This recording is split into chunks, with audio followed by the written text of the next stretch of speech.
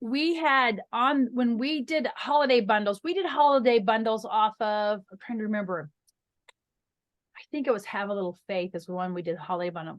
Literally all I did was cut quarter yard cuts of like a variety. I think it was maybe, I think maybe our bundle had 20 quarter yard cuts in it of a variety of holidays. So it just allowed me to get rid of stuff, and none of it was complete. Like, you couldn't make everything you wanted because you had to rely on some of your scraps. Well, quilters like that. Anytime they can buy a little something that gets them in their stash and uses up their scraps, they're good with that. But we just kind of threw a little bundle together and had a multi-holiday bundle, and then just offered that up. So just that is things, genius. yeah, just things to always just, I mean, there's really no limit. The small blocks in His Love work great for little hot pads. I mean, there's just, I mean, there's really no reason why you just can't keep reusing all this stuff over and over and over again. So all right, well, I'm going to grab our slideshow. So we don't have a lot. So we've gone over our pattern inventory and goals, and it sounds like you've got some really good ideas of things to do. So as far as social media, I know you're currently not on social media, but if you were going to get on social media, that place where I would recommend that you would get on would be Facebook. It's the largest platform in the world. And you don't have to have a horrifically active business page. You could have a business page that's truly set up specifically so that you could create a group. And that's really where I would see for you to go, because you can have a group that is, the name of your group is public, but all of the work of your group is private. And that's what I did when I had my Quilters of Faith group, and I had over 2,000 members in that. And what that does is it can still drive a lot of people to your website, but it gives them a place where they can go when you create a group. And if you decide to go this route, jump in my little class that I have that's called Facebook Groups for Business, because I teach a whole class on how to use your group to drive traffic to your website. But one of the things I like about the private groups in Facebook is they are just that. You can set up membership questions, and you can make it so that only you approve the new members. You never have a hacker get in. You never have anybody that's going to take advantage of your quilters. Because I will tell you that if you don't make your group private, you will have stalkers out there that know that you have these sweet little old lady quilters who have a lot of disposable income and can be hoodwinked pretty easily by somebody. But by setting up questions that are impossible to answer by non-quilters, like when you ask them what their favorite Bible passage is, or if you ask them what was the last quilt that they worked on, or just questions like that, while somebody might be able to answer those and not really be a quilter, the chances of them being able to answer 2 or 3 questions correctly would be really just about impossible. So you can suss them out. And that way, then it keeps your platform, your group, extremely safe. The other thing about groups that's wonderful is during COVID, Facebook realized that they didn't have the same level of group work that Zoom has. So like within Zoom, like you and I are in a meeting, like if I'm teaching a class to 25 different shops, each of those shops can have their own Zoom room, and each of those shops can have 25 people or more, or however many they want in their Zoom room. And so when I stop what I'm doing and go to breakouts, they can have their own little session going on all at the same time. And it's private to them. Well, Facebook couldn't do that. And all they could do is go live or don't go live. And only businesses could go live. And then only it would be whoever was following. You didn't even have a choice of who sees your live event. So I couldn't do a live event for, say, wholesalers, because I couldn't keep like regular quilters out. So I could never talk about how to use patterns for wholesalers, Right. because then the whole world knows what they're doing. But in groups, they now have a way for within a group, 2 or more people can set up their own sub live video with themselves that's private.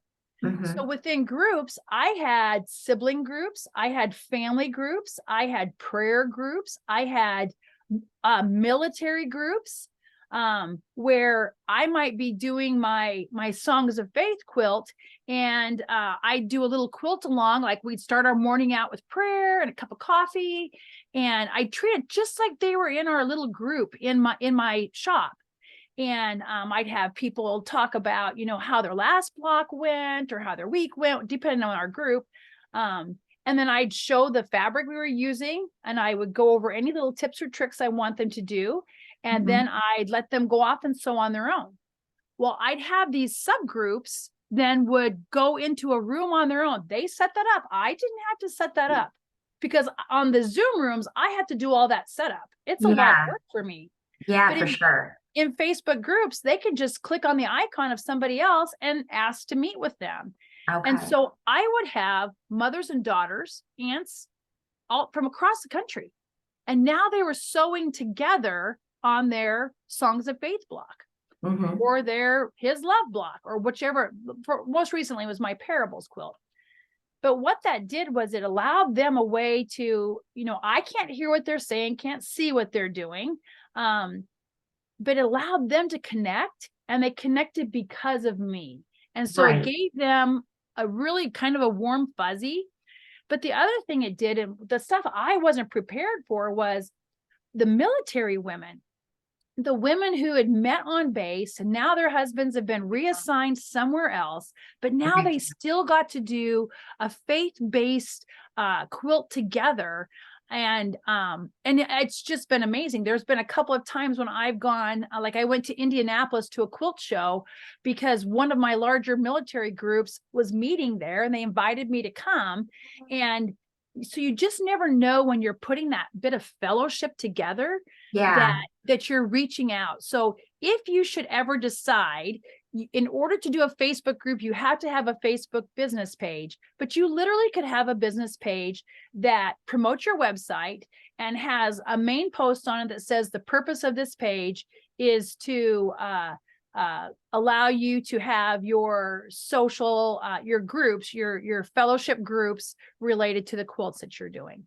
Okay. So, and then it doesn't hurt. I mean, Facebook is a great way to throw out there that you have all this beautiful Christian fabric that can't be found in a lot of other places. So, so if you're going to do social media, you're always going to want them to redirect to your website, and that's the purpose of social media. It's a communication tool, and it's a marketing tool.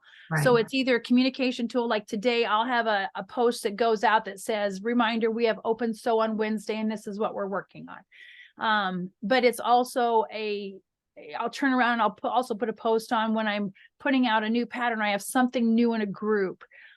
It's a way to do that. The other thing that's good about groups is you can put documents in groups. You can't on a Facebook business platform. Okay. So if say you were going to take one of the blocks from Songs of Faith and turn it into, say it's a table hem. And so you've got your little add-on pattern on how to add the sides and the cornerstone and what that takes. And you want to put that document for free in that group that you have, you can. Okay. You can put videos in there, documents in there. It can kind of keep like a little storage of filing storage. And then you learn who accesses those documents. So say somebody got into your group, or you've let somebody in your group, and they clicked on that document, you would know that, and you'd be able to market to them on different things that you do. So, okay, and everything is stored there. So once you put it there, if like someone wants to re-download it, they can do it right there. Right, and then you don't have to mess with it. It's kind of nice. It's just, you can always just refer, and you can, in the groups, everywhere else we use hashtags because we're used to hashtags. In the groups, when you hashtag something, it's like a filing system. That's what drawer it goes in. So they hashtag by topic. So if say you were even going to take your devotional prayer or something that you've written, we always, like in our last group in parables, I would have different quilters would sign up to do our opening prayer. Well, everybody always wanted the opening prayer. So once they sent me the opening prayer, I PDF'd it and I threw it in the group. Okay. That way they all had access to it. You know, it's just, you know how quilters are. They just love that sort of thing. Or if somebody, like we might have coffee club in the morning and everybody had to make something and tell you what you were eating that morning for coffee club. And then we exchanged recipes just like you would if they were in your shop. Yeah. Yeah. So I like the idea of the fellowship with that. And I also like that you're not having to manage, like if they want to break out into their own sub things, I mean, that's part of it. I mean, there were a number of reasons why we originally were on social media and then we weren't. But a big part of it was we're a small operation and having the time to be updating and managing in all these different places. And then like the ROI, we just weren't seeing, like the people that were looking at the things there weren't the ones actually shopping. And right. It's more like they just like the eye candy of it, but they weren't actually going to do anything with it. And so It was like, this is not a good use of my time, putting a lot of effort into like Instagram, for example, where you're having to stage these incredible beauty shots and the people looking at it are like, I just like visually the way that looks, but I'm not going to go and, buy that. Well, and Instagram is not, historically has not been as good of a marketplace for quilt shops. Facebook is truly the best marketplace. And it's funny because we like to think that Instagram is where our younger audience is, but the largest audience in Facebook is the ages 25 through 44. Yeah, which is surprising. So, right, is very surprising. And me personally, my audience in Facebook is an older audience. It's a 65 plus, but that's probably more because of the faith base that I do and different things. I'm also because I tended to market to that crowd. They have a pretty large disposable income, and so that's a good crowd for me to hit. Because they're not afraid to spend some money. They don't think twice about, for Songs of Faith, buying a bundle of fabric for $120 and and they've got the time to spend doing all those things. Like that's the big thing too with the groups, is that they can, like for me as a mom that, homeschools my teens, but I've got, 2 toddlers. I don't have a lot of time to hang out on. I mean, that's one of the things too, is like, I just didn't have the time to be updating and sifting through things all the time. But someone who's retired, they've got, hours every day to work on the quilt that they're in love with. So it's the other thing that you will find too is that within a group, should you decide to go that route, that in your groups you will have somebody that just rises to the occasion of managing things. So I ended up with my Quilters of Faith group, when it got over 1,000, I could not keep I mean, holy cow, I'd post in that thing every day, and they weren't necessarily related to quilts that I was doing. And so it was just a lot. Well, I ended up finding somebody, and she was actually from Oklahoma, that ended up being my group moderator.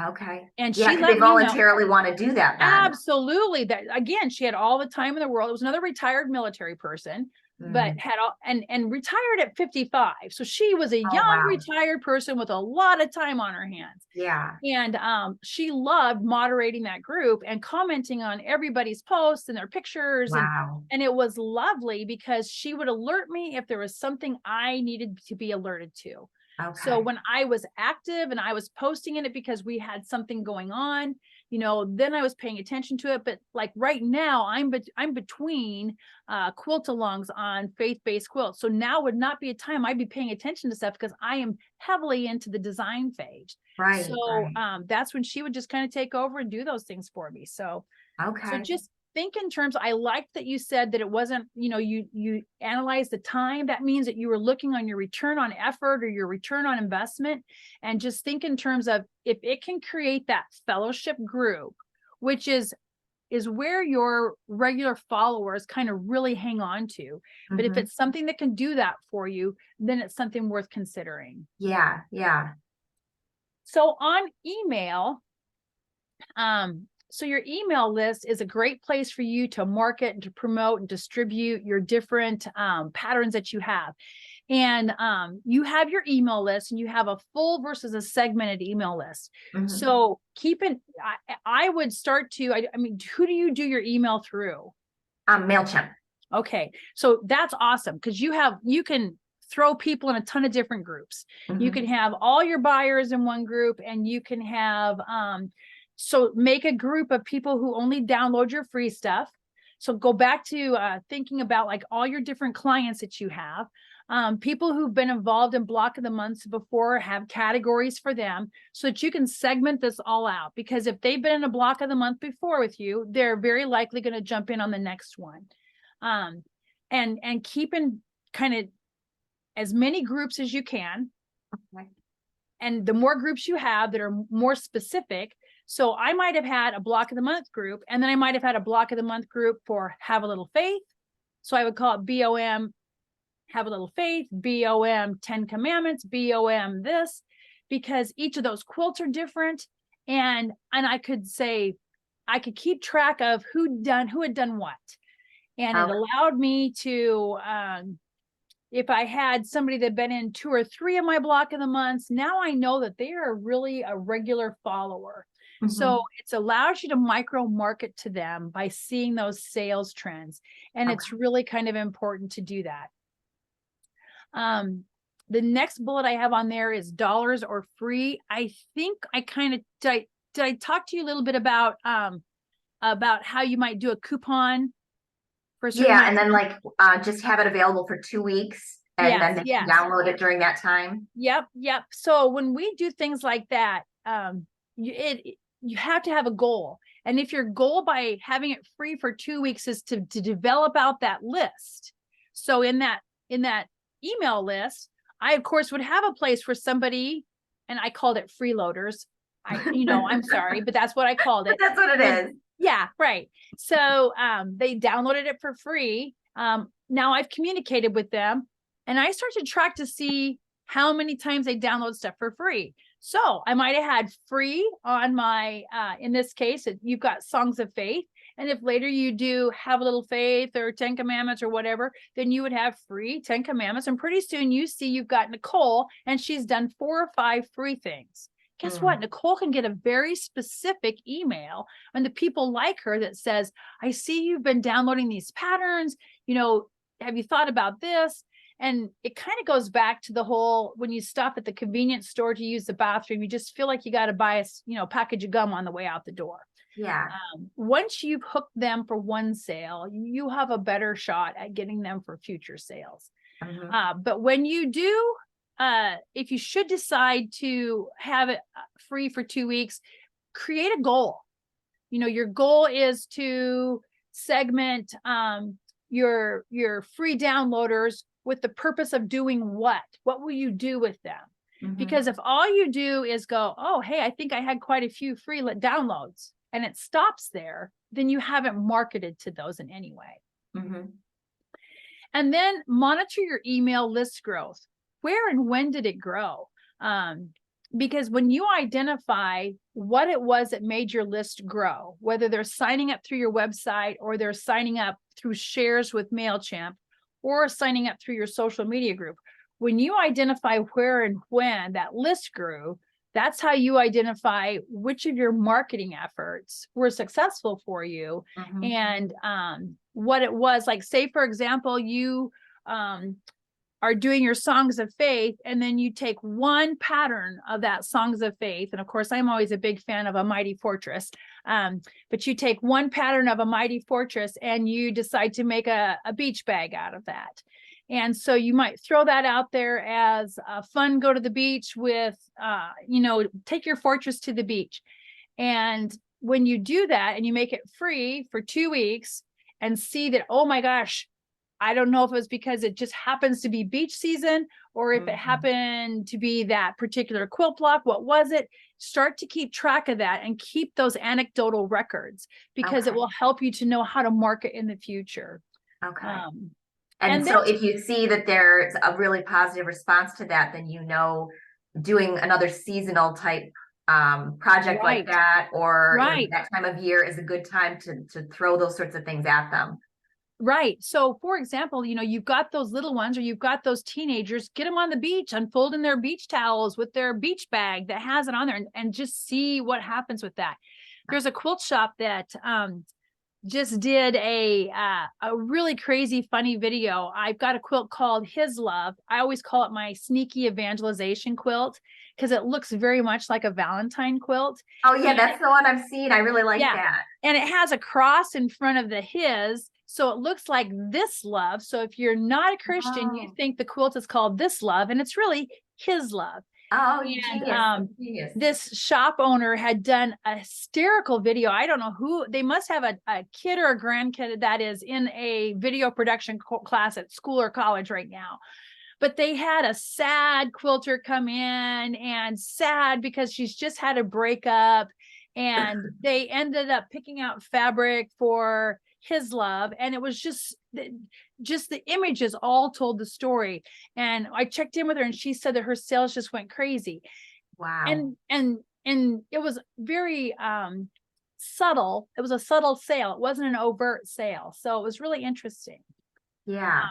And then in MailChimp, are you using the free version or do you have the paid version of We've that? got the paid one. Okay, so you can get into a sales funnel where you can, if they've clicked this, then they get this email. So those are some of the things that I tell people they should use their email like you would use personnel in your shop. If you had a brick and mortar shop and somebody came in and they picked up a jelly roll, and they walked around with it, I would hope that you would have trained your staff to suggest a pattern to them, because clearly they like the jelly roll. They just don't know what to do with it. Yeah. So, and say they take it and they put it back on the shelf. Then that would have been a time that I would have said to them, hey, I've got a pattern that's free. This is Barnes and Terrace's pattern is perfect for that jelly roll. Okay. So that's where you'd utilize your funnels when people have clicked on the different parts, like say you're showing a panel, they click on it, they put it away, and now they didn't purchase. Well, they might get thrown into a funnel where you're say it's an AE Nathan or whoever it is, and there's a free pattern that goes with that panel, then you're just reminding them it has that. And here happens to be the bundle that supports that whole pattern. So that's how you would use that as a funnel. And I was probably what I would call the queen of funnels. I had a funnel for every funnel. If not this, then what? Because I truly did I treated my social media like it was in lockstep, like it was another business, like another branch of my business, and it was the group branch of my business. And I treated my email list like they were my personnel that were out there, trying to sell. And so literally everything in my emails, not every single item in my emails, but almost everything that was clickable ended up in a funnel for me. And that improved and once you start doing it, where you have just standard language, we noticed that you were interested in, and then it will feed that item number in there for you. You may want to consider this free pattern. And so you would, show that link that when they purchase that item, they'll get that free pattern. And next thing you know, you've sold the item. So yeah. Well, and I like that it's kind of training the customer as well, where they realize, oh, you're suggesting things to me. So when I get something from you, I know it's going to be beneficial to what I'm particularly interested in versus this is a bunch of random stuff that I may or may not be interested in. That's exactly right. And again, the thing it does is it segments you as being unique in the online world, that you care about your customers and you care about their interests.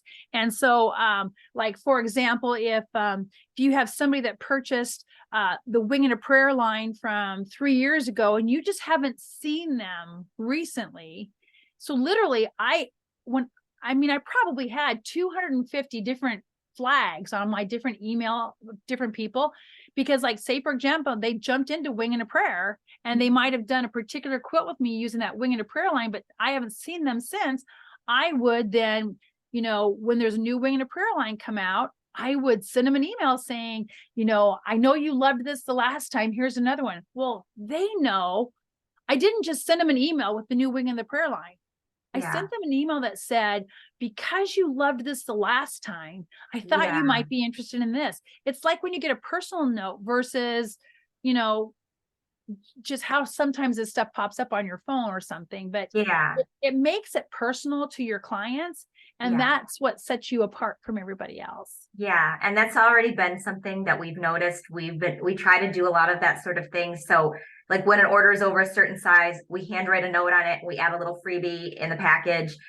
We have the whole program where you send us a picture of what you've made and we'll send you a coupon, and then we can comment on particularly what they did, specifically. And so they're Right. thrilled to be able to share their project and the story behind it, and it develops that personal relationship. And so we get to know our regulars really well. We know like what they like and what they buy, Right. and then that Right. helps us. So this would just cement that further with them, and then also with other people where it's still kind of in the shakier phase where they've bought something or a couple things and they like what we have, because we hear that a lot of, oh, I just love that your shop even exists. I'm thrilled about Right. that. And then to Right. be able to kind of hook them further of, we really, care on a personal level about trying to find what you want, and trying Right. to offer the things that you're interested in. And so just kind of getting more of that dependence of, yeah, they know me over here. They know what I like, and they always carry the kinds of things that I'm looking for. So I'm going to want to look at these and open these and engage with Awesome. it.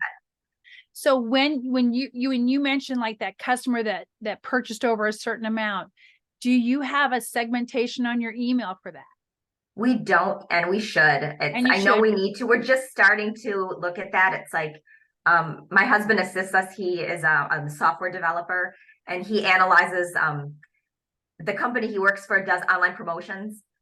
So he analyzes the data for that and Yeah. does the segmenting. So I basically have like enlisted him to do a lot of that stuff, because that's his Sure. wheelhouse, rather than it's like I've got too many other things, and other people can't really assist me with that. But he started looking at, after our last meeting, how many people, like what would be, since we've not offered bundles or kitting to this degree, or like we haven't done BLMs before, what segment of our audience would be open to that so far. And so we do Right. have a few kits, like we have some where it's the pattern with just like a fat quarter panel with charm squares, or Perfect. just something that's got like a couple of small pieces but not everything. And so he Perfect. looked at that and said, all right, well, we've seen this many customers have bought those thus far, and of those people, how many have been repeats, and of those people, how many have spent like $500 or more. Right. And to be able to look at that, and it's like, okay, that's a prime audience for us to then market directly these very specific things. Right. So some different segments that I threw in email was I had an email segment for purchases over $150. So the same thing where you're putting a note in their package. What would happen if a month from after they made that purchase, if you sent them another little email with maybe a prayer in it? Yes. It doesn't have to be anything, doesn't have to be, you don't have to give away all your product. It could be, I told God today I was thankful for my customers, and you're one of the people I'm thankful for. Oh, I And love then that. just send a little prayer that. along, because what that does is it doesn't cost you a dime, but it literally tells them how important they are to you, and you can start to keep track of them. So I Yeah. kept track of that. And then there was another thing that you said. You said customers, and you put the note in there. There was a second thing that you said. I'm trying to. And then we have our feature that we do if customers send us photos of their Oh, project. that one. Yes. So again, segment that. So we call that customer generated images, CGIs. And CGIs are great, like for your Facebook group, for your Facebook page, your social media, your emails, whatever. But if they take the time, they'd be the same person that would come to your shop, to your brick and mortar, and want to show you what they did. Yeah. So they took the time to put that out there. And again, what would happen if 2 months after they've done that, or just set a time, like once every so often, you're sending something out saying, hey, we'd love some more images. You or your friends, let me know. So we kept track of that. We did what we call +1 promotions, where if a person came to a promotion like the block of the month and they signed up for a friend, then they got one of their blocks, each one of them, they and their friend got one block free. Okay, So I so like a called that my, referral program. right, I called it my +1. So just different things like that. And again, we segment that because once you know who that quilter is that can bring a friend to your group and can bring them to your They'll purchases. do it again. Absolutely. Yeah. They are your social butterflies. When I teach my Facebook success formula class, I teach about customer avatars and how important it is to put a face and a name to groups of customers. Yes. And that Yes. once you do that, you're able to market to them because you know exactly what makes them go. And there's a bunch of people just like them out there. Yeah. So you know, even your freeloaders are a group of customers. Yeah, they So are. They are. literally, I keep track of my freeloaders and how many freebies they get and how many does it take for them free to get before they buy something. Yeah. And I always then keep track of what was it that they finally bought so that I can try to figure out, should I have converted them sooner? But I literally, there's no time like the present to keep track of your freeloaders. If you, oftentimes it might have been one of my goals on marketing might have been to convert X number of freeloaders with this campaign. Right. So, and with parables, that's when I have a long campaign, like parables, like women of the Bible, like boys of the Bible. That is always one of my goals is to convert freeloaders. Okay. And I do that by giving little tidbits of things that are free, but in order to get all of it, you've got to belong. So Yeah. Well, and one thing too, and from what you've said and kind of from what our own experience too, like especially with these particular groups, these are people that it's repeat behavior. So it's like if they've spent over $150, they're going to do it. They're more likely to do it again. Or if they've sent us like the feature, pictures, right. We've noticed like the trend is if they've done it once, they're very likely they're going to do it a second, a third, like they become very comfortable in the behavior. So they just keep doing it. And those are all things that are really good. So we want to continue to encourage that. So they're taking your online store and they're turning it into they're loyal to you just as if you were a brick and mortar. Yes. Long before COVID at Market, I used to always teach on social media and on email marketing and about how, literally I would teach shop owners, if you're not on social media, then you probably closed and you don't even know it. It just hasn't, it's like a pine tree that just dies from the bottom up. There's still that little bit of green at the top. And as your oldest, as your youngest client becomes the oldest, then they're just done. And then social media hit. And all of a sudden I had shop owners saying, could you teach this for me? Could you teach this for me? Because it finally dawned on them, oh my gosh, I haven't really developed out my online customer. Well, now I'm trying very hard to teach them how not to treat their online customer as a cash cow, how to treat them as a customer. Yeah, and that's same as you would face to face. Exactly. And if you do that, you're highly successful. And if you treat them like they're a cash cow, they will know. And then they will treat you like they do, like, oh, well, I'll just get this fabric anywhere I can get it the cheapest, as opposed to where I feel a sense of loyalty. Hang on just a second. I have a little pattern I'm going to show you. Oh, great.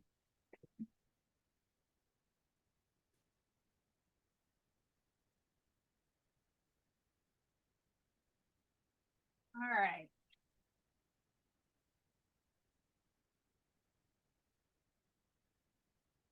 The other thing that we did, it doesn't really show up as well. This part here is green. This is just a simple little, I don't know, it's probably about 16 inches and it's called a floating star. It has 5 fabrics. It could have more if I wanted it to, but I would take this little simple pattern and I would take any new line that I had come in and I made this out of the new line. Every single time. And we would take this little guy and we would make those kits. And I can't remember if they were $15 at the time. They'd probably be 20 now because time has changed and money has changed. Actually, it's got 6 fabrics because it's got a binding. But we would, every time we introduce a new fabric line, we would always show this little quilt done. And we'd be amazed at the number of the people who wanted to dip their toe in the fabric line. They buy this little kit and then they'd turn around and then they'd buy pieces from the line. I love that. a very inexpensive kit.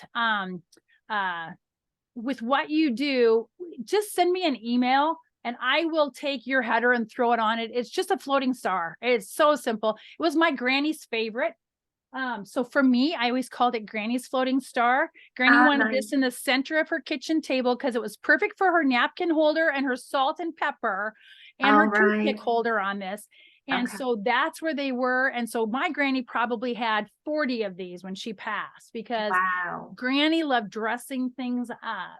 Yeah, and you can change it out for the seasons and the holidays. And when she ended up going to assisted living and then on to the nursing home, she took her little floating stars with her.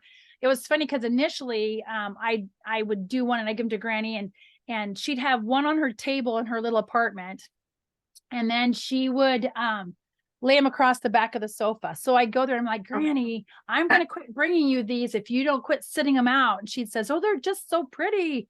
Yeah. So she was a funny nut, but you know, she'd been very special in my life. It taught me a lot about quilting, and ultimately something like this, you know, I was doing it just to promote my fabrics, and I was surprised at how many people.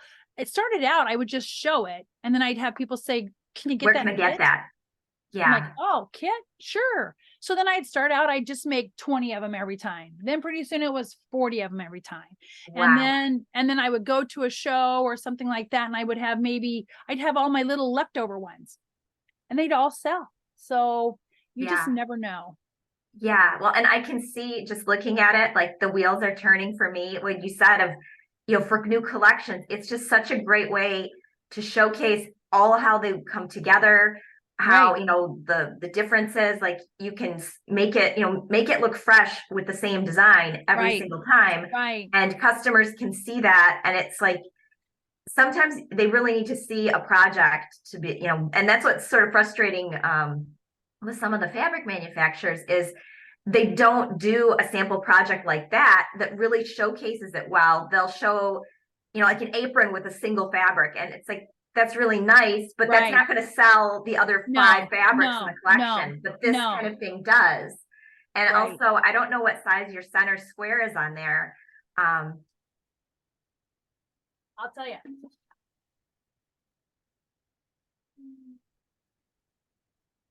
Must be 8-inch cut, because it's 7 3/4 is what it looks like, but it must supposed to be an 8-inch center. Maybe it's shrinkage. So I probably washed that one before. So that's a perfect size too, where if there's something where the collection has like a panel with blocks in it, or if it's got something where there's like a larger picture where they could fussy cut and put that in the center. We also we've been developing our own line of custom mini panels.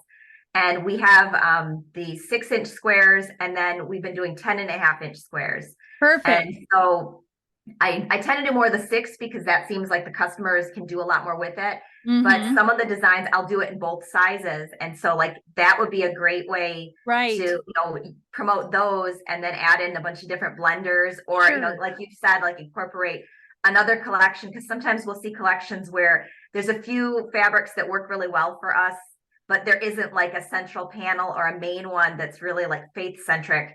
But if I can, you know, use one of our scripture squares as the center, and then add those in as the, you know, all the other fabrics, like I could see people going really crazy for that. So I just measured, it's 21 inches across the whole thing. I'll bet that's an 8-inch center. Okay. So, but things like, I mean, and it just kind of became our signature piece. Yeah. And then when I stopped selling retail, and so then I literally, these little guys, if I didn't give them away, this also was an easy thing for me to give it. And everybody always wants something for their auction or their different promotions. This is my go-to for that. So when the local food pantry does their dinner where everybody you know, comes and buys stuff, we would put that in the center. Every table would have a centerpiece, and then they draw a number and somebody would get that's a prize. It was just nice. It was nice to have it. There's not much in it, doesn't take much time, and it was just easy for me to use. So well, and that's huge too, because I don't have the time like I used to make samples. And so Mhm. that's the frustrating thing is like I want to, but I really can't always make everything. And so if I don't have beauty shots from the manufacturer of a bunch of projects, it's like I Right, can see like the potential that I just can't, can't juggle too many things. right. I need a sample project. I know that would sell it better, but I just can't throw it Yeah. together quick enough. Yeah, But you'd have this it is together doable. in 4 hours. So send me an email so I don't forget to send it to you, and then I'll send it to you. I'm trying Oh, to great. think Thank if I have you. another one here close that I can grab like that.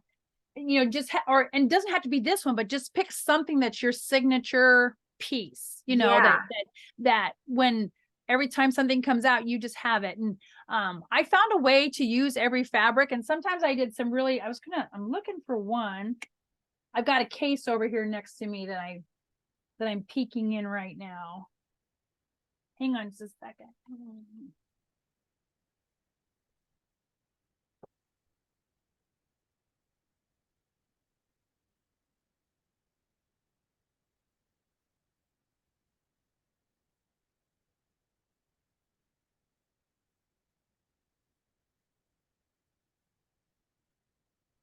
This was one that was very similar. Oh, wow. And I actually took a border panel and fussy cut it.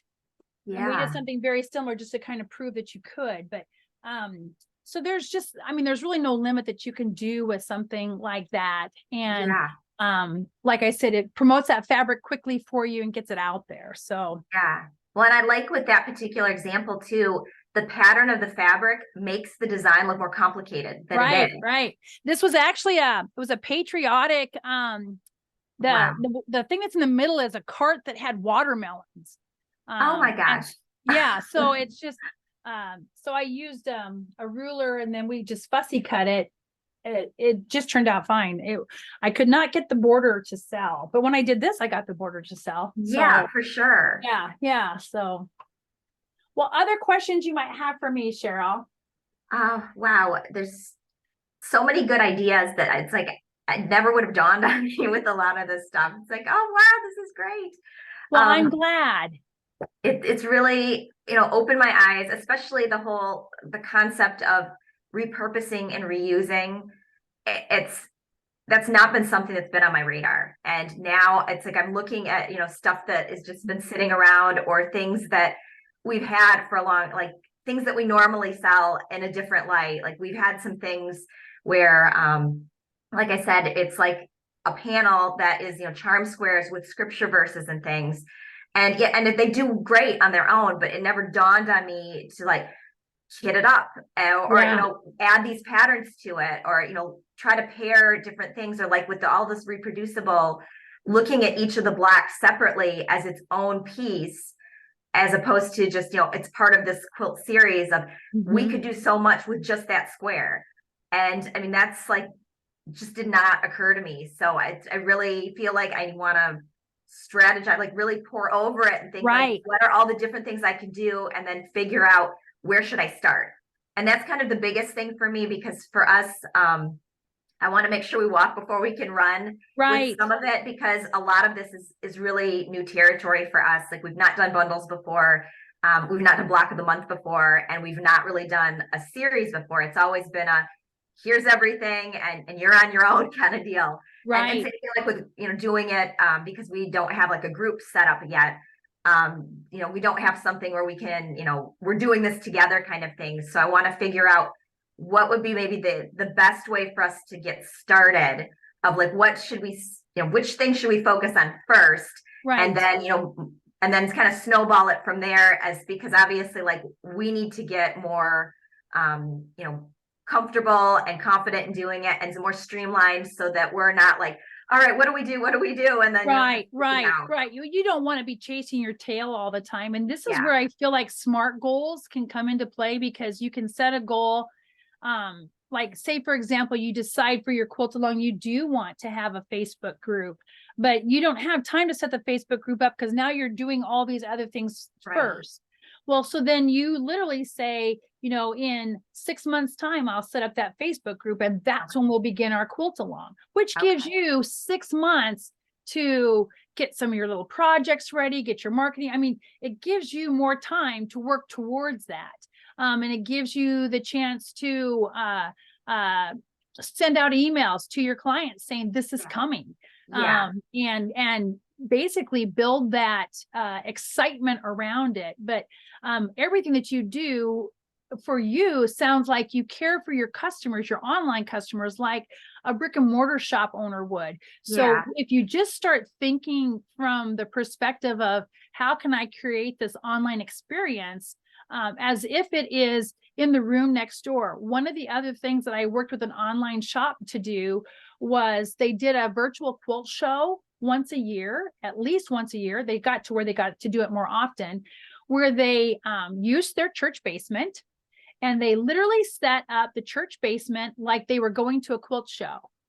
Oh, wow. With all their little displays and all their kits. And then they welcomed people to their virtual show, and they used a GoPro. I think there's a little better video equipment out there now, but literally they narrated everything that was available in their little booth, because on your website, it's all there. Nobody's narrating the story. No one's saying, oh, I loved this fabric when it came in. I couldn't wait. You know, we made 24 kits and we only have these 3 left. I just love this fabric. Right. That's that personal touch that you can give to your fabric and to your little kits and your bundles, that make people really kind of fall in love with not only the bundle, but with you as well. So they started doing that, and they just had so much fun that they do it more often now. But now they start taking, like, they took a trip to the Smoky Mountains, and they were in a resort there, and they had talked the resort owners into letting them hang all their quilts over banisters. And they did a little quilt show at this resort. The resort didn't charge them anything, and it was just kind of fun. But it just, when you start to think like that, you'll realize that you can create an online experience that is so unique for your customers. And no, you can't do it all at once. So you figure out which things are going to turn fabric and cash quickly now, and then you put the rest on hold and put it to where there's no point leaping out there and starting songs of faith until you know, A, what fabric lines you want to use, B, what customers you're trying to target, and C, how can you best serve them? And once you figure that out, then you know where it needs to be. And that's what I was thinking. I'm glad you said that, because I love what we bought and I'm excited about putting it out there. But I also feel like, because they're the larger series, that I need to kind of build us up to that, and then also build the customers up to, because I don't know how many of them are like, oh, I do Black of the Month all the time, or I'm used to a really big series. I know exactly how that works, versus, oh, I've never seen this in your shop before, and I'm not really familiar with how this works. Explain it to me. And it's like, well, we're going to do this too. So I'm trying to figure that out. And so trying to just sort of train ourselves, first, but then train them of, this is how things go. This is how we do it. And, this is what's available, and kind of all that. And so that's where I've been thinking these past couple meetings of, maybe a best way for us to get going is, like you were talking about, like the 6-pack, patterns and things, of where it's, it's basic amount of fabric, it's, minimal things to put together, it's minimal, pattern, something like that, which is a little simpler. And then it's like, okay, you can kind of introduce something like that, that's a smaller scale. And they're like, oh, okay, I'm getting familiar with that. And now you have that, I like that.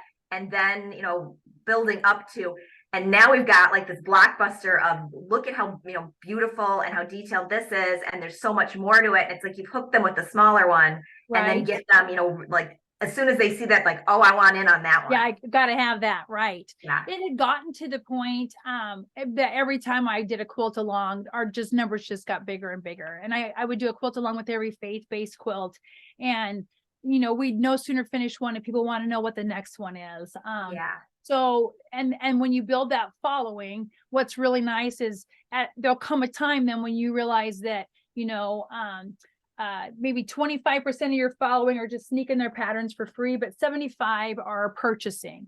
And with that, you know, how many, then I keep track of how many of those are purchasing other things as well. So, so that's some of that analysis that you'll be able to sneak from your husband to get him to do for you, so that you can start to develop those trends and patterns and know how to market better for those people. And then ultimately our goal was to take the freeloaders and move them into a sales pitch and get them somewhere. But as that grew and blossomed, it just kept getting bigger and bigger and bigger and bigger.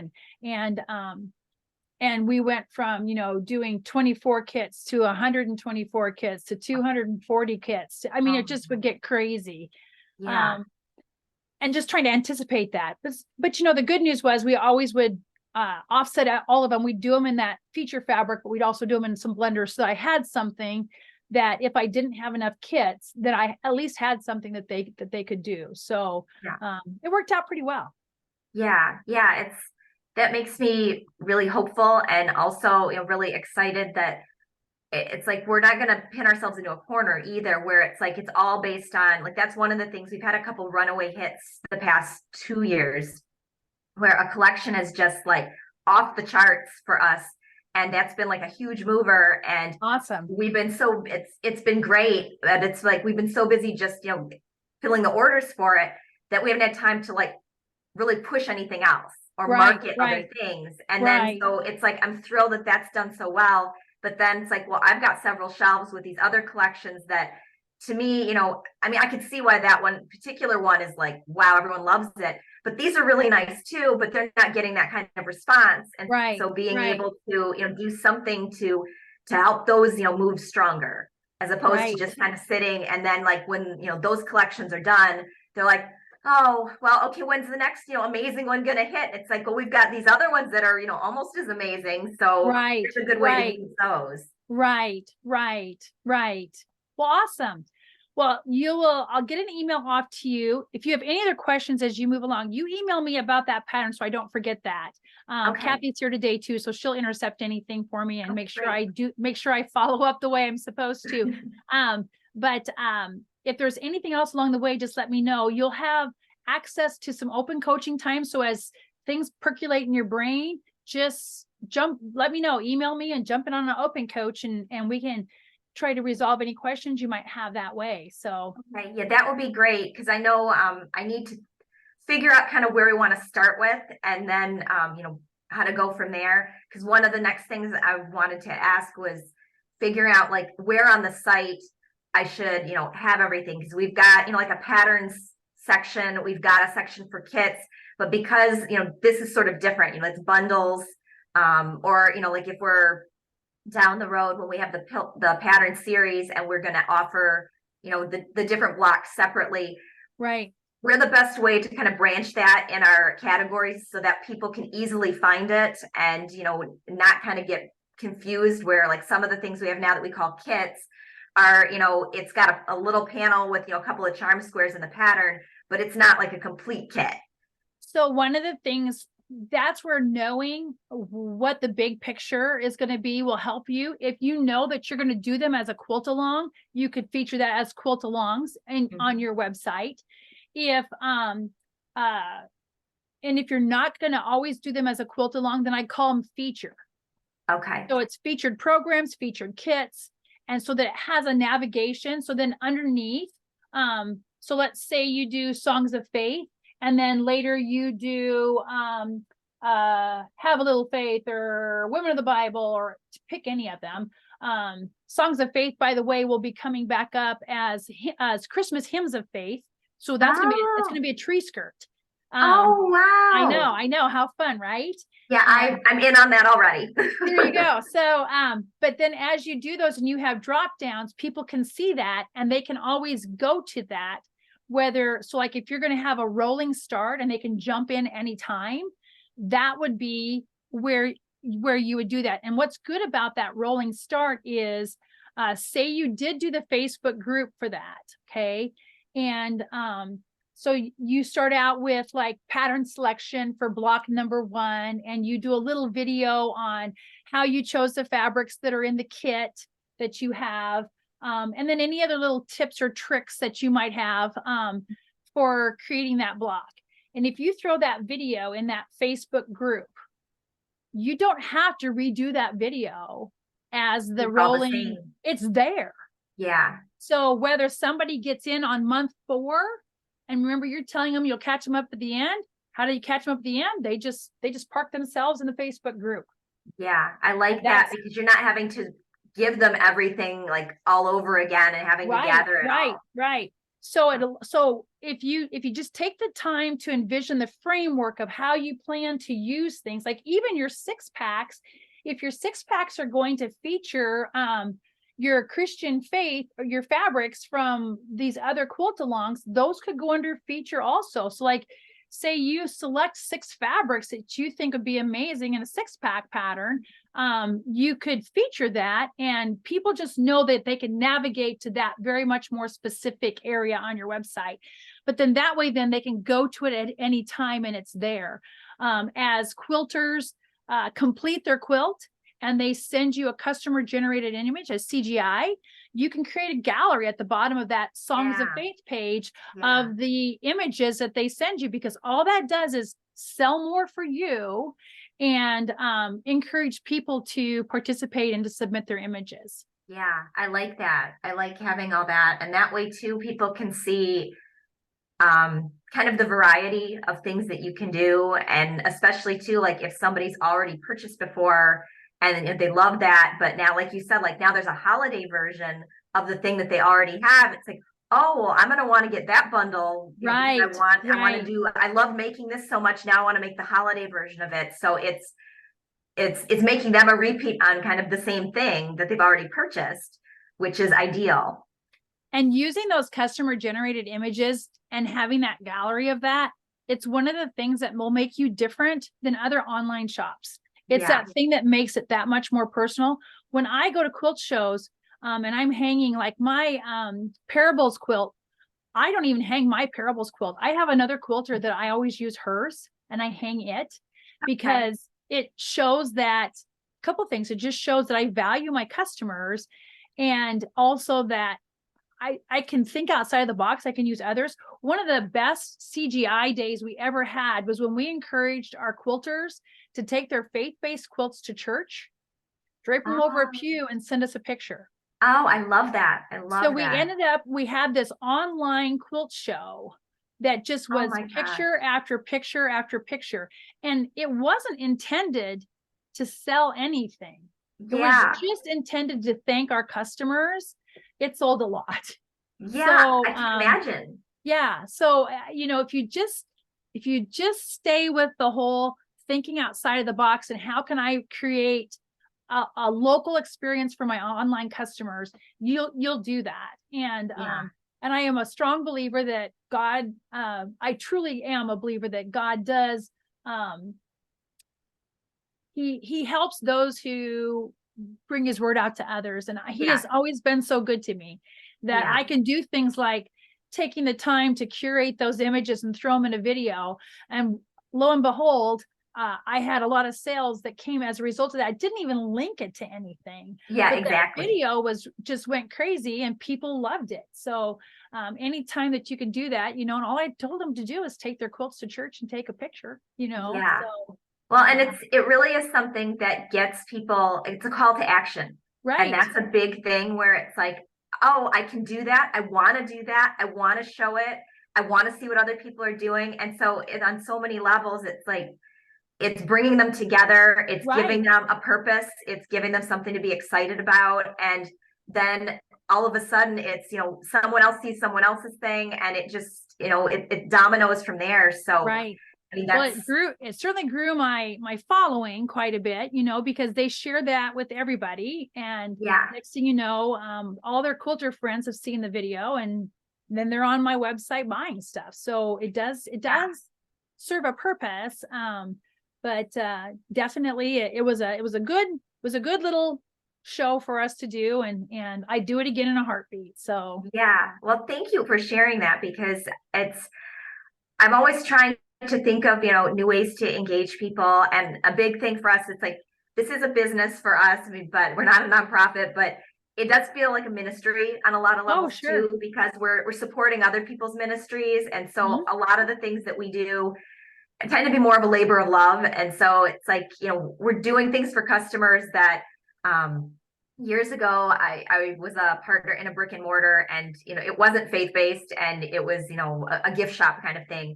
And it was it was a very different sort of thing where it's like you went the extra mile for some of your best customers, but at the end of the day, it's like it was very, your heart wasn't really necessarily into all Right. that. And so Right. in this case, it's like I'm willing to do things that, in like back then I would not have done, just because my customers, are different. They're doing something special with what they're buying, and we want to encourage them, and we want to help them and support them. Right. And just Right. really like what hearing their, stories of, we're doing this for our prayer cloth ministry, and we give Right. this to these people. And so I want to do more for them to support that and help them grow with that. So with those things, I'm going to just keep kind of throwing you back towards Facebook on that. Those stories do two things. First of all, it spreads the ministry. Absolutely, it spreads ministry, but it also reinforces what you are doing. Yeah. And so I've always said faith marketing sells. It really Yeah. does. So when they do say that they're using this for their prayer clause, or they've done it for this, or they've taken it and they've thrown these blocks on the bottom of cancer blankets, chemo blankets, whatever it might be, when people tell that story and you throw that image up on your Facebook page or in your group, either one, with the story evokes thoughts of other stories that are out there. And Yeah. one by Yeah. one, they all end up coming to you as customer generated images or videos that ultimately help you push your ministry and your marketing out there. Yeah. The first week of every month, I quilt donation quilts. Absolutely. That's what I give that first week of the month. That's all I do with my quilting. Wow. And then I also, anybody who brings me a Quilt of Valor quilt, I will quilt that for free. And so I have people from all over the country will send that. See what you did? You just went, ah. But every time I do that, somebody feels so good about it that they end Yeah. up on my website when I sold retail and buying. Yeah. So it's a good thing for me to do. I always feel so blessed that God has blessed me so much that I can surely take a week of my month and do some free quilting for different donation. Yeah. But I also, and then I can thank the veterans for what they've done, that I have these freedoms, that I can do these things.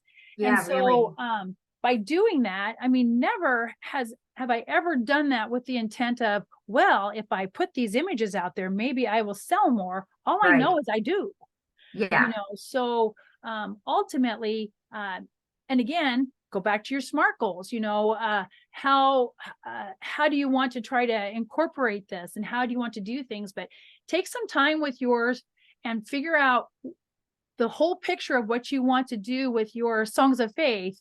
And then from that, then build that out, because should you decide that you want to jump to social media, you're going to want to spend about 3 months to try to get your customers onto your social media. Right.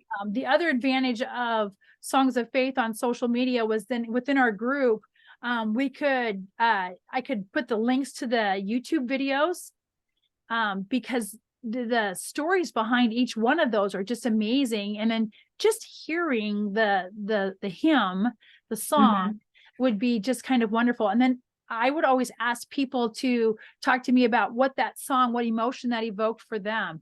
And you would get responses like, well, that was a song that was at my mother's funeral, or that was a song. I had one lady that sent me a picture of, back in the day, we did something called decoupage back in the 70s. Oh, right. We would cut out of a magazine a picture and we'd slap it on a piece of wood, and then we'd put this decoupage stuff over it, little hook in the top, and it hangs on grandma's wall, right? Yeah. And she sent me an image. It was the this little light of mine, I'm gonna let it shine, that's what it was. And so she sent me the decoupage image from when she'd gone to church camp as a second grader. Oh my had God. gotten the camp award for letting her light shine. Oh, And the fact that as an adult, she still has this yeah, means it that's means a remarkable. lot to her. And so as people would do those blocks, they would talk about what that hymn meant to them, talk Yeah. about their lives. And it created that very personal experience. Yeah. And so, you know, with their permission, we'd share snippets of what they would say, or sometimes with their permission, the whole thing of what they'd say, we'd share it on the regular Facebook side, Yeah. okay? Not just in the group. And Yeah. when we did that, oftentimes more people wanted to They join. join in. Yeah, because So they can relate to that. absolutely, absolutely. So that's just something to keep in mind. I realized that Yeah. in the past, you haven't seen how the social media maybe has benefited your business, but this might be when you decide to go down that path, this might be a place where you say, well, if I can convert 20 new sales to our block of the month, then it's really worth my effort, you know? Yeah. So Well, and it definitely seems like it supports, the quilt along and giving people the connection. And that's the big thing too, is like we don't have, a huge customer support team where if someone's like, I'm having an issue with this, it's like, or I have a question about which fabric or this sort of thing. But if they're in the group and they can put that out there, it's like before you could even respond, someone else could say, oh, here's what I did. And right, that, kind of exactly, helps support all that. And then again, like you exactly. said, they can put their pictures up there as opposed to like currently, I mean, it works, but it's, like you were comparing with the Zoom meeting thing too.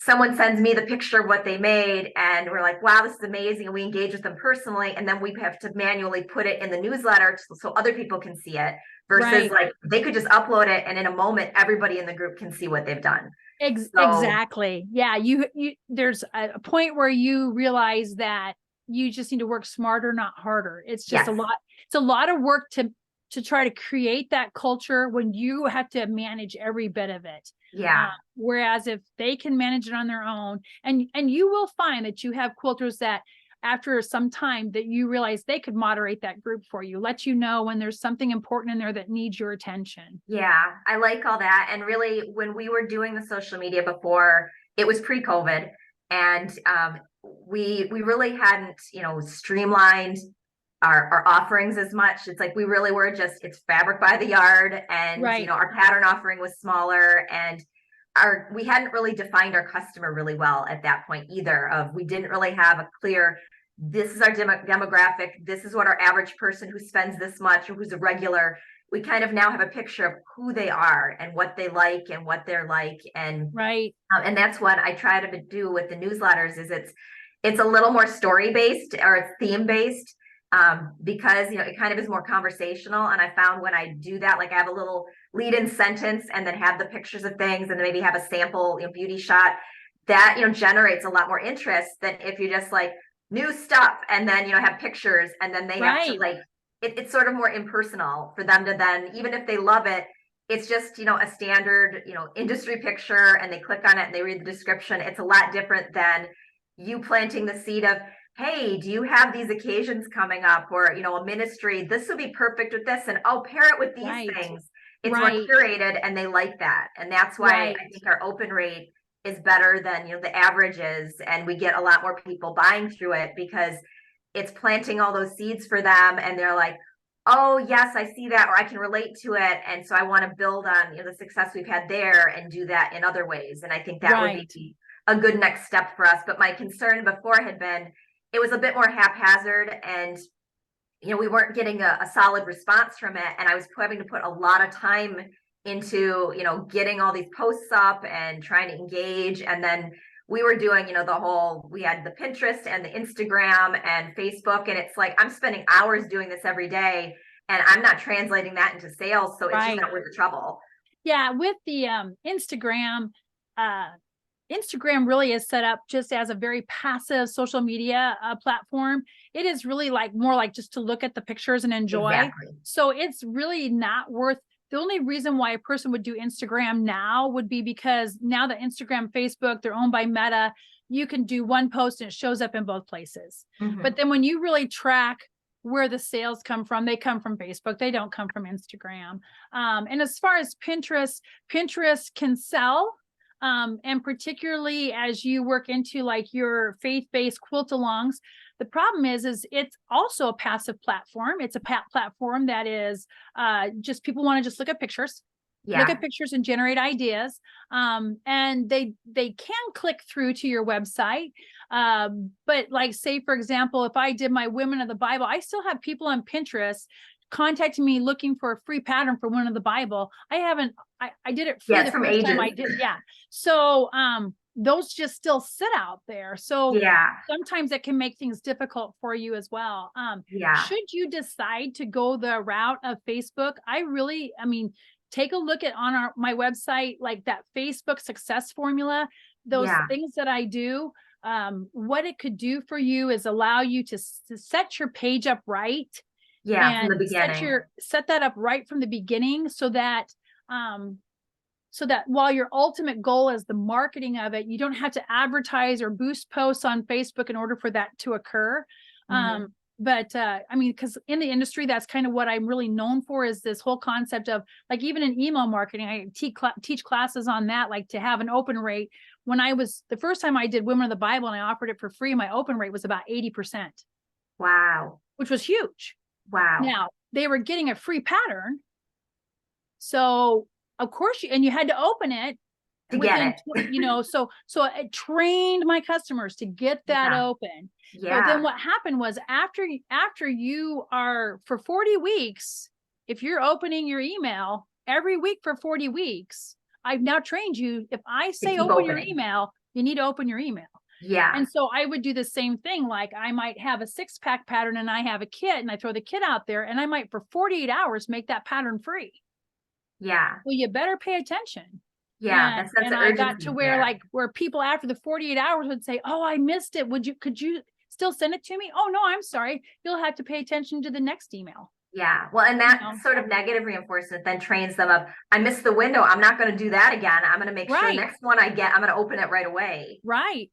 So there's just a lot of different things out there. But if you decide you want to go that route, jump in either in that Facebook groups for business, or, I think that with what you do, really, Cheryl, I do believe that Facebook is a really great place for your business to be, because of the ministry side of things, and because you can use user-generated images to help fill your posts. There's a whole, believe it or not, in marketing, in our industry, 60% of our posts should be curated content.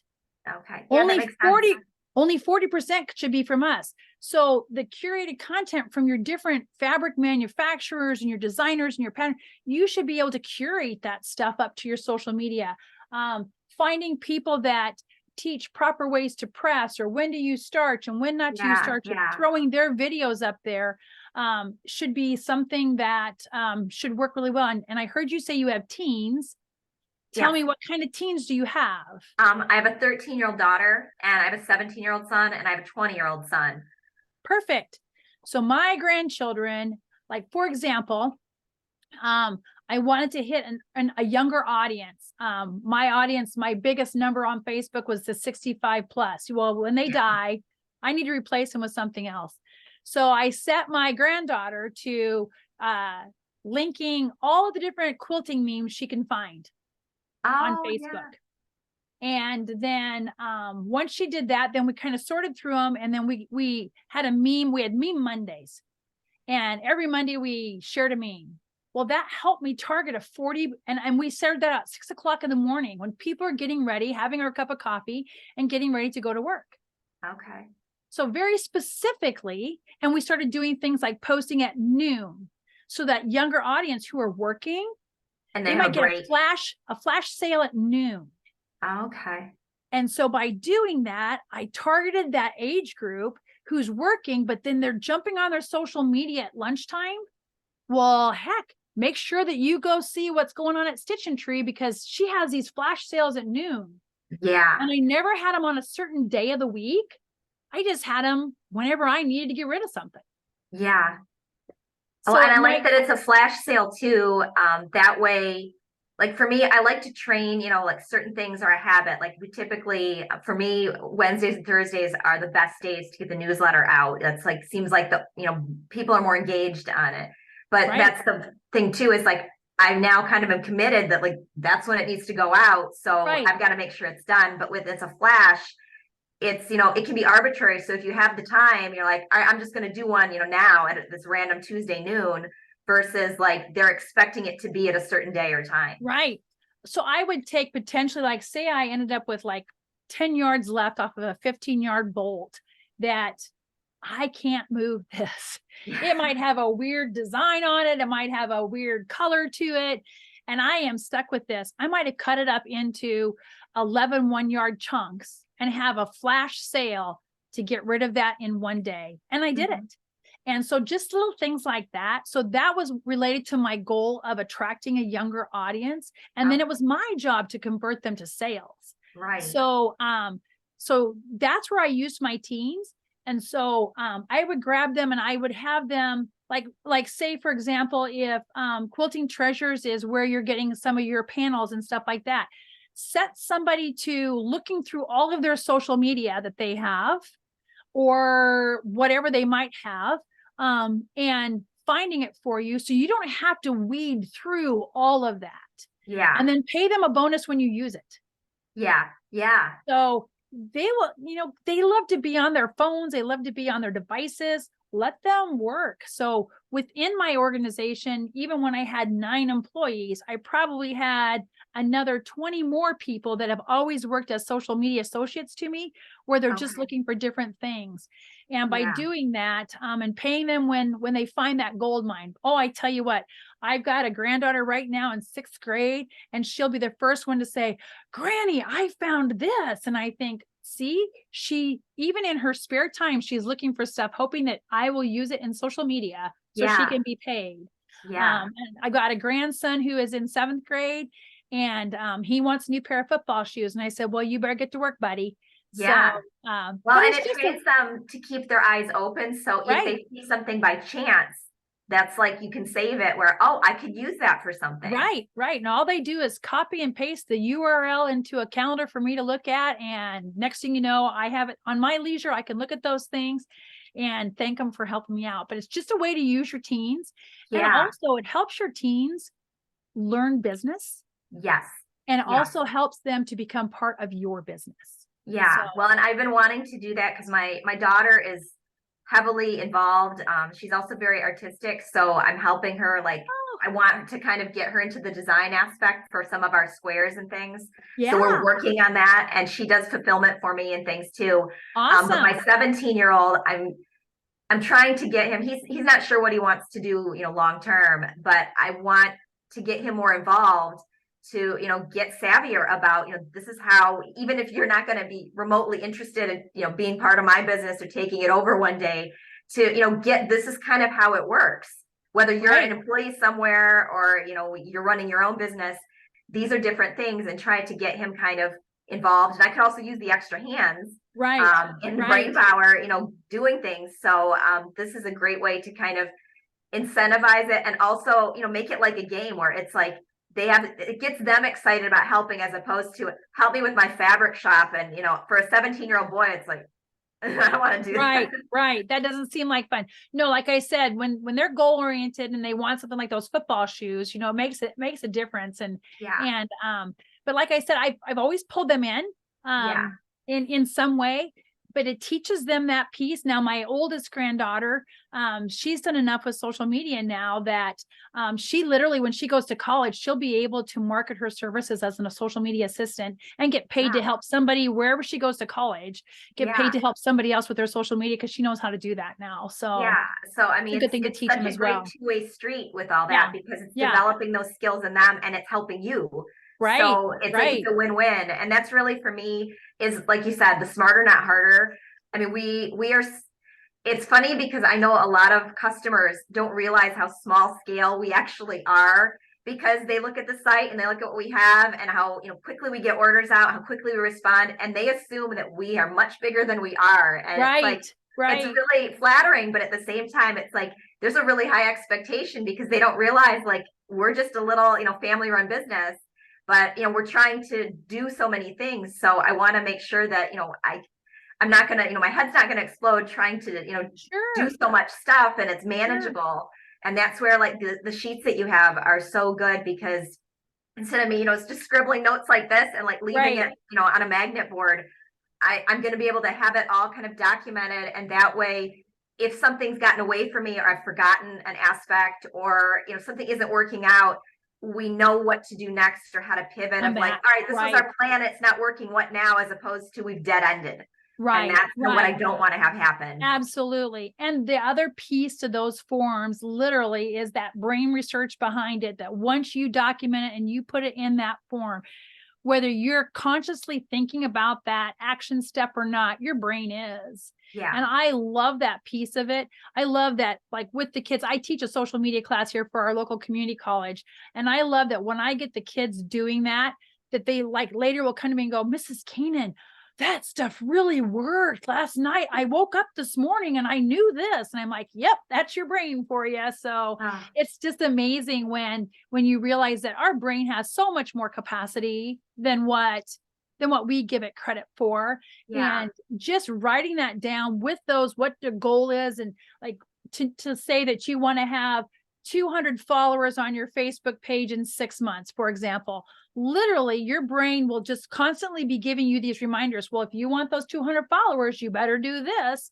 And it will just do that for you.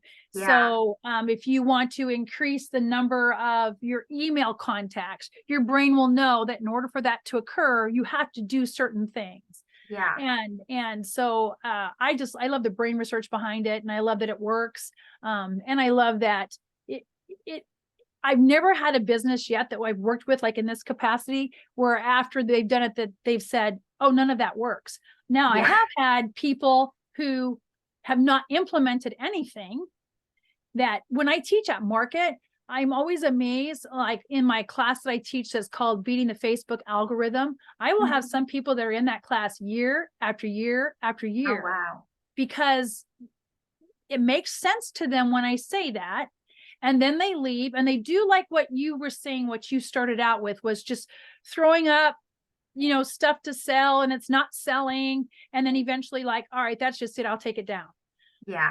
So that happens. And then they come back to my class and they hear again, these are the things you should be thinking about doing. And they're like, yeah. And then they leave and they don't have time to attend to it.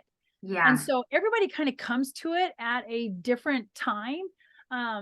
But it's only when you go all in and you really do try to develop it out and you realize that it's not just a magic tool. You have to actually know what you're doing, why you're doing it, that it finally will work for you. And so I love it when they say, oh, now I get it, and they do it. What's disappointing sometimes, not for me, but for them more than anything, is if they jump in. Like I have a class called Facebook Boot Camp. Like I'll have businesses who don't know anything about social media because they're not on it themselves, but they realize they need to be on it. Right. So I can teach them like just the very basics on how to set up your Facebook account, how to write some posts, but that you have to post. Yeah. You can't just not post, Yeah. because if you do, then Facebook sees you as not a viable business. And so when you do post, they just don't show it to anybody. Yeah. So consequently, I'll have some people jump in that class and they're really not ready. So they'll take the class and then wonder why, when they only post once every 30 days, why their account doesn't grow. Well, you might try cutting that time in half, and then in half again, and then in half again. And you're never going to go from posting once every 30 days to posting 3 times a day automatically. You have to make that something smaller, but ultimately anything, just applying your effort to this is going to make a big difference. Yeah. And I think that's really it, is, it's not passive. I mean, all these things are things you have to work at. It's not like you just do one thing and then it's just going to start rolling in. You've got to build to that. I mean, just like at the point that we're at, I'm amazed we've moved so quickly in the few years that we've been in business, but it's not been overnight. I mean, it has taken time and trial and error and all that sort of thing. Sure. But definitely just finding a start, like I'm going to try to do the SMART goals, and then, try to start with, here's what I think we can manage. Here's what I have the bandwidth to start adding in beyond what we're already doing. We already feel like we're really busy. that, okay, this is where we should start. This is something I think that is doable in this much time. And then just start small with that and then build Right. on that. Like, okay, now we've got that down. We know how that works. We know what to do. We're, trying to improve that and grow that. And then, channeling that even further. And so that's where I'm going to try to figure out kind of what I think is maybe the best place to start. And then I'm hoping, maybe I can give you, my thoughts of what that is. If you think Yeah. that's manageable, that's good, versus like, oh, maybe that's way too much, or maybe that's not the best use to, best way to begin. Perfect. And then kind of just grow it from there, because there's so many great things that I can see. Like, yes, I could see us doing all these things. I can see why this would be beneficial for us and how, we could do it. And I just want to make sure I implement it in the right order and that right pace, because I think that's the biggest thing is there's so much tendency of like, I want to do it all and I'm going to do it right now. And you're not going to be successful at that if you try to throw too much in. No, I call that shotgun approach. You got pellets going everywhere, but you're not going to kill anything with that one. So just yourself, because we just can't do it all. And when you are a small business, that human resources is critical to you. Yeah. You only can work so many hours out of the day. Yeah. And you can only, when it gets to where it takes time away from your family, then you end up having resentment towards the business, and you do not want that. So exactly. So you have to keep those human resources in mind. And then there'll be some things that if you can peel it off, and get someone else to moderate the group, some things like that, it'd be very helpful. Yeah. And this is, I think, with the goals too, recognizing maybe areas where I've been focusing too much time, where it's like, that's not, doing enough. Like when I look at return on investment for how much time and effort I'm putting into that, that's, been a core part of like what we've done or how I've approached things, but maybe stepping back from that to get more time to then implement some of the other things that like in the long run are going to be much more successful and much more streamlined, like being able to get, some real things that are like, these are always going to be movers. And so even though the fabric's rotating, this is going to be strong mover. And then it's like, it's going to be easy to train someone into, we're going to cut bundles for this, like the guiding star, we're going to do this, every time. And so it doesn't matter what you're supplementing in, the routine is still the same and it's going to be good, versus trying to do a bunch of new stuff in another direction. And every time it's taking us so much time to do it. And it's like, well, we might get a couple sales from that, but it's not going to be, as constant volume. Right. And with those bundles that we were kidding, I had those in a spreadsheet as well. Literally, I knew exactly how many, if the bundle needed a 6-inch strip of this and a 5-inch strip of that, how many yards that wasn't. So it literally could tell me what my price point was for the bundle. And because we cut it as a bundle, then I upsold that. Yeah. And, I had a spreadsheet. So if I had to go back and recreate the bundle by putting in a new fabric number in a place here or there, the spreadsheet was just there and was really nice for our cutters, because, we might have a cutting party and I might have 3 or 4 different people come in for a cutting party.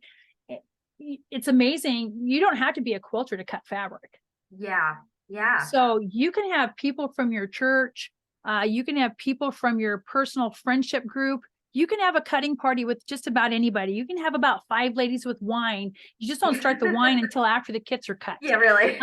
But there's no reason why you can't have a lasagna that's waiting for you, baking in the oven while you're cutting all your kits. The other thing that we also did was on the prayer side of it, I leaned on ladies in my church to provide me with prayers to go with for my daily prayers for my quilt-alongs. And we have people that are on social media and they're more than happy to put together a prayer, but they couldn't put together a quilt block if their life depended on it. Yeah. Yeah. But they will throw a prayer up there for you every day. And which is really nice. So it's just one less thing to kind of take off your list, but yet it serves the need of the group. Okay. That's what I really need to do more of, because I've had to, part of it's my personality type, but also another part of it is, when you're small, you have to micromanage, because you've got to make sure if you kind of don't pay attention to something, it can really go pear-shaped quickly. So Right. I've been doing a lot of that. And it's like, I need to be able to delegate things like that where, you know, maybe I wouldn't be comfortable with someone that's totally green to a concept, you know, getting all involved with something detailed, but something like that, it's like, you don't need to know anything about quilting to do this aspect. Right, right. And on the cutting of the kits, kind of go back to that standard deviation like I was talking about. Yeah. But if you tell your kit cutters in advance that this is the method that you use, here's the sheet, these are the kits that we're cutting. I'm having you cut 50 kits. We'll have somebody else spot check 7 of them. Yeah. And if all 7 are perfect, then we can assume that your 7 are right. Yeah. But Yeah. if 7 are not perfect, Then we know. and then the other piece was like, if I was cutting 50 kits and I was cutting 5-inch strips, I need 55-inch strips, which is 250 inches. And I would cut a 1/4 yard more than what I need. And I'd only give them that fabric. Yeah. I wouldn't give them the whole bolt. Yeah. So there's no extra. So then at the end, if we didn't come out right, there's something wrong in those 50 strips that we just cut. Yeah. Exactly. So it's just kind of a way to, you know, and I'd be all right if they cut a 6 instead of a 5, but I'm not okay if they cut a 4. Yeah. Yeah. So it just kind of some ways to kind of help yourself to double check where you don't have to check every single one of them and you don't have to cut every one of them. Exactly. Because that was the other piece. The only way I knew it was perfect is if I did them all myself. Yeah. And that's my tendency. And it's like, I need to get away from that because I Right. just don't have the time to do all that anymore. Right, right, right. Well, Cheryl, I'll let you go. I'll toss this recording. I'll get you a link to that. And then if you have questions along the way, you just let me know. Oh, fantastic. Well, thank you so much. This has been such an eye-opener, and I feel like I need about 50 more classes just to kind of keep myself under, you know, moving in the right direction. Right. But, Well, you just start moving on this. And then if you decide to go social media, let me know. We'll get you in one of those classes and get you rolling on that. okay, fantastic. Well, thank you so much. And bet. I appreciate, you know, everything, and especially with the guiding star today too. It's like, again, that's something I would never even thought about. And it's like, that's such a great idea. And It's so easy. I feel like it's really doable too. So Yeah, that's good. just fantastic. Good. All right. Well, we will see you later then. All right. Thank you. Bye-bye. Bye.